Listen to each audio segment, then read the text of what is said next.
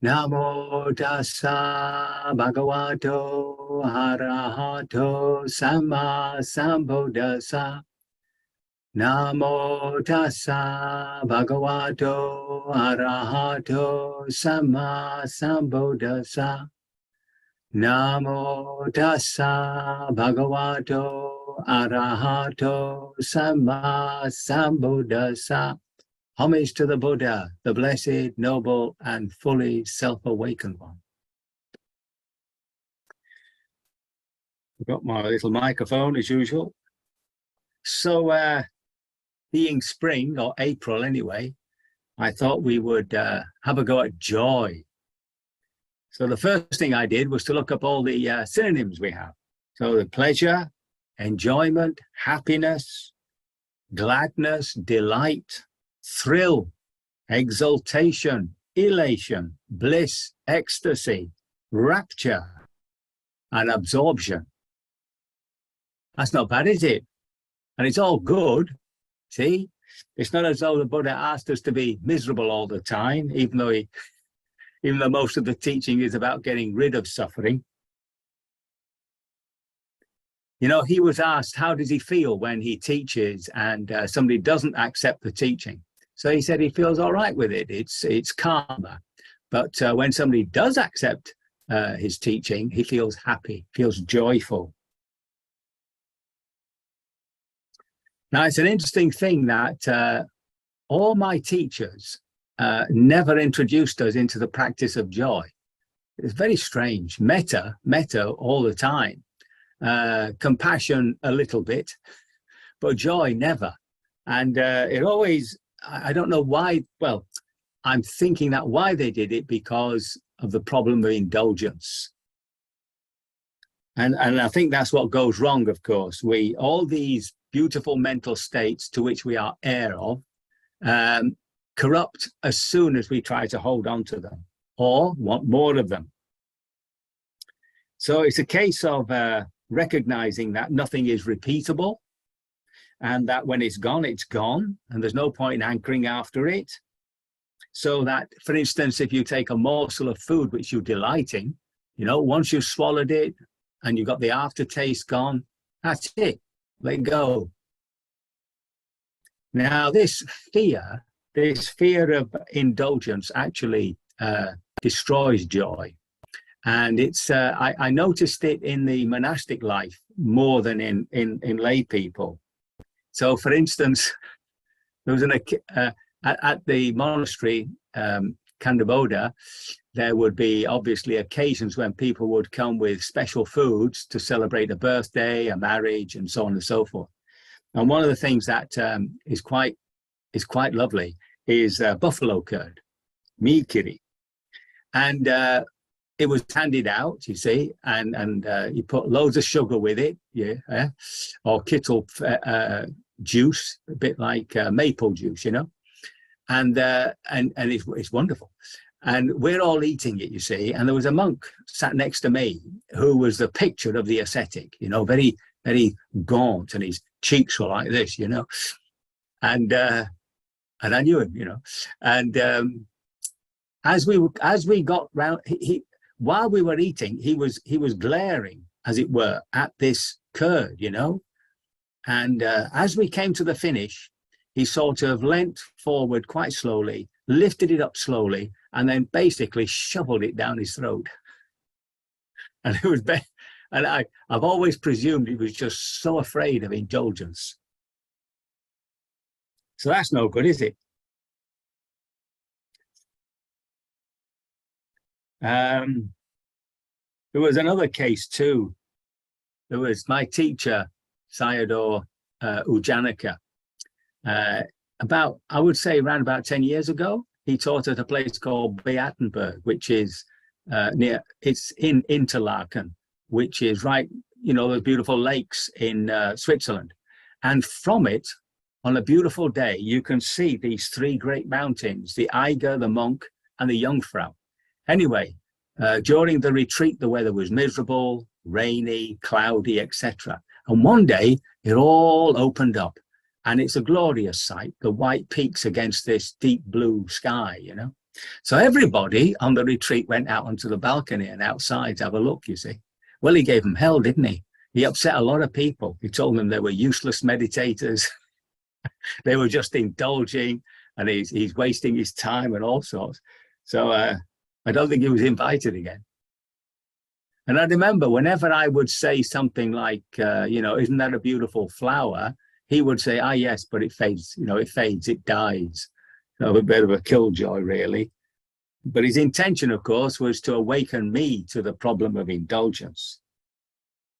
And that seed of indulgence is always there, right to the bitter end. It's Mara is always right there, just waiting for the moment to creep up on us.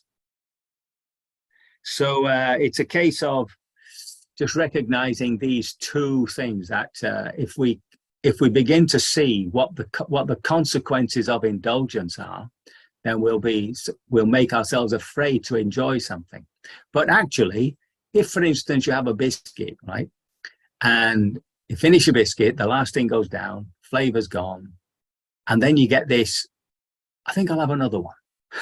See? So as soon as that comes, well, that's greed, right? So you have to sit there and wait for that to exhaust itself. Now, once you've done that, you've exhausted the karmic consequence of the greed that arose while you were eating that biscuit. I think it's as simple as that. I know somebody who got into the habit of eating biscuits just before they went to bed. And he was getting rather afraid of it. So instead, he turned to music. And now that's a skillful thing. If you find that, an indulgence feels a little bit overwhelming, then put your attention on some other joyful thing that you like to do. So there we are. There's the fear of indulgence undermines, destroys enjoyment of joy, and to become indulgent with our joys, wanting more of this, more of the same, is just, the old suffering. So now the question is, why is it we remember mostly at the end of the day the painful parts and hardly any of the joys, right? Well, I suppose the reason is because painful things hurt. But unfortunately, it does shadow out the joys of the day. So we have to make a special effort to remember the joys of the day, right? Instead of obsessing about our failures and our upsets, we can contemplate the successes and joys of the day. Now, the interesting thing is, the more you make yourself aware of the joys of the day, the more you bend that way, and the more you see what is actually undermining your joy. And this, of course, creates even greater joy. So we try to rid ourselves of behaviors which undermine our joy, and over time, our joy grows. And of course, this is done with a certain affectionate awareness. And this is towards ourselves, being kind to ourselves, gentle to ourselves, and seeking what lifts the heart. Music, nature, friendship, and so on. Now, this word mudita, which is one of the 4 Brahma Viharas, remember, so love, compassion, joy, and peacefulness, equanimity, are the 4 great mental states, right? These we can develop indefinitely, right? And it's often translated as appreciative joy, reciprocal joy. And what this does, of course, is it undermines envy and jealousy. And I define those two as saying that envy is wanting what the other person has, and jealousy is wanting what the other person has and hating them for having it in the first place. Now, it's interesting, in the East, if you make a donation to a cause, if you make a donation to say a monastery, all the names are posted up with exactly how much you gave, So it starts off with, I don't know, maybe £1,000, and it goes all the way down to, a couple of shillings. That's an old word, isn't it? So and it's done because in the East, it's understood that people will rejoice in the good karma that you have gained by your offering. Now, when it came to Bill Gates giving his millions away, I wonder what our response was, well, he got all that money, he should be able to give something away. The 1%ers. Did we say, oh, good on Bill, may he receive many blessings? So he's got enough blessings. So here we have that reciprocal joy of actually being joyful in somebody else's successes and joys. And I think it comes as a revelation that we can actually be more joyful for others than for ourselves. And this is not strange, of course, to parents who rejoice in the successes of their offsprings. Yeah. I remember once, I must have been about maybe 12 years old, because my sister's 11 years younger than me. And I got back from school and I sat opposite my mother, and she held Maria, you see, and encouraged her to walk towards me. And of course, when she did, it was joy. It was wonderful to see this little toddler trying to make his way. So this development of being joyful for other people, in the joys of other people, in the successes of other people, is really heart-lifting. And joy is also a restorative. Somebody's called it restorative joy. So there you are down in the dumps, right? And you think to yourself, well, how can I lift my heart? How can I bring joy into my heart? Whatever level, it doesn't always have to be, amazing ecstatic joy. It's just feeling happy, generally happy. So that's when you meet up with a friend, or you watch a good film and so on. In the monastic life, of course, the daily routines tends to be the same. Even when there's a feast day, the only difference is you turn up for a better meal and then you go back, and it's just the same. So it can be very, it can move you towards a sense of apathy, a sense of laziness and all that. And it was then that I realized the amazing power of a long, mindful cup of tea. No doubt about it. So, if we just list all those things, this is not an exhaustive list, but, just the sensual joys that we get that lift the heart, relationships of happiness, just the religious joys of, feast days. Now, the ethical joys are really what the Buddha points to, right? So as far as he's concerned, virtue, goodness equals happiness. And in chapter 20 of the Dhammapada, which is a lot of the verses are devoted to being happy, this is what he says. Oh, how happily we live, without hate among those with hate. Among people who hate, we live without hate.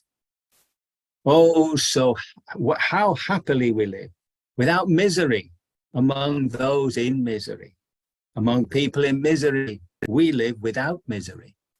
Oh, how happily we live, without ambition among those with ambition. Among people with ambition, we live without ambition.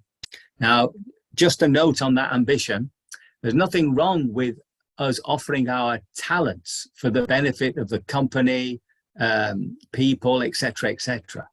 But of course, it becomes corrupt when we start thinking about money and power. So the whole idea, really, if we want to develop joy, is to bend that way.